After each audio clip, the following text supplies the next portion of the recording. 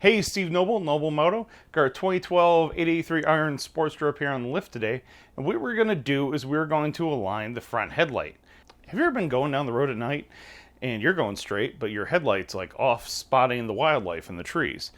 Well, we have a fix for that. Or maybe you've been going down the road and your headlight's pointed at the ground 10 feet in front of you. And a good motorcyclist knows you should be looking 200 feet in front of you. We have a fix for that as well. The easiest way to do that is to adjust your front headlight angle. It's easier than you think it is.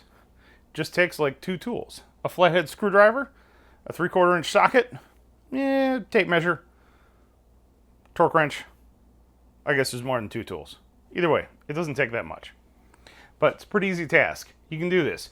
You can either strap your bike down to lift, set it up straight, or just have a patient friend sit on it and align the thing for you. Now I have this ratchet strap down to lift, and I have a ratchet strap over the back end of it to compress the rear suspension down a little bit to simulate a person sitting on it. That way the rear suspension is not sitting like this. This way it sits flat. Now this is the same procedure for most all Sportsters and most Dynas. Really anything that has this kind of overhanging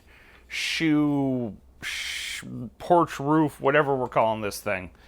Any of the headlights that are mounted from the top. There's nothing on the bottom.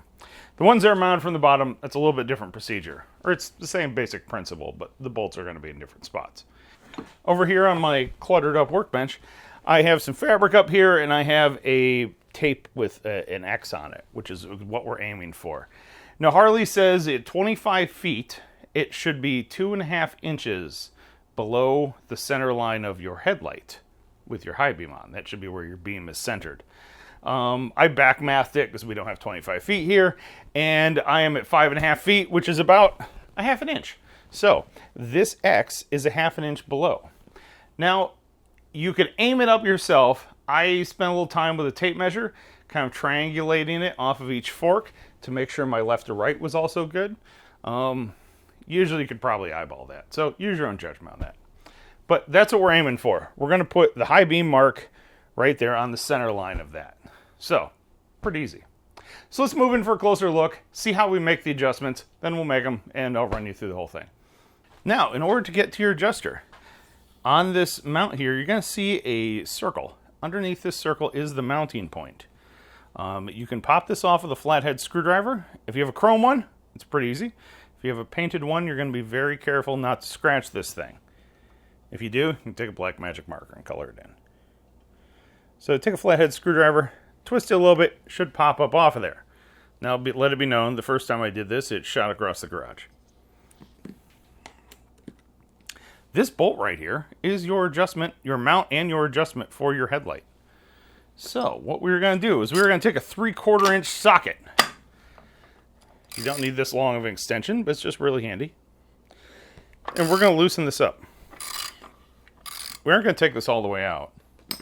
But as you can see right there, this whole assembly moves around. Careful that your clutch cable doesn't push it out of alignment. But I can go up and down with the thing. It will rock back and forth. It will go in all kinds of different directions. It doesn't need to be this loose. I'm just kind of demonstrating it. So what we're going to do, we're just going to go with a light touch and snug it back up.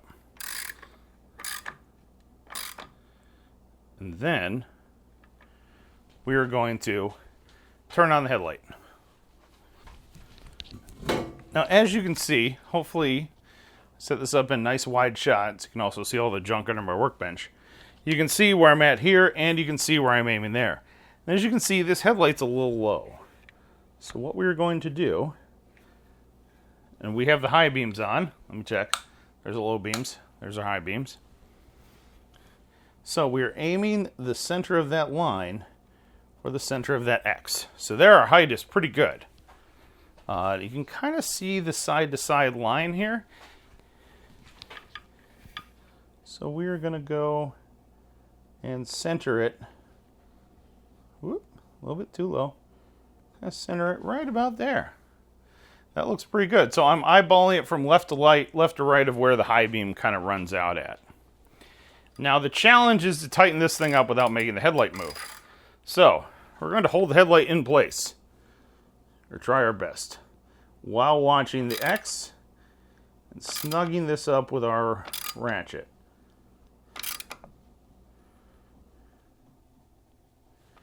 Boom.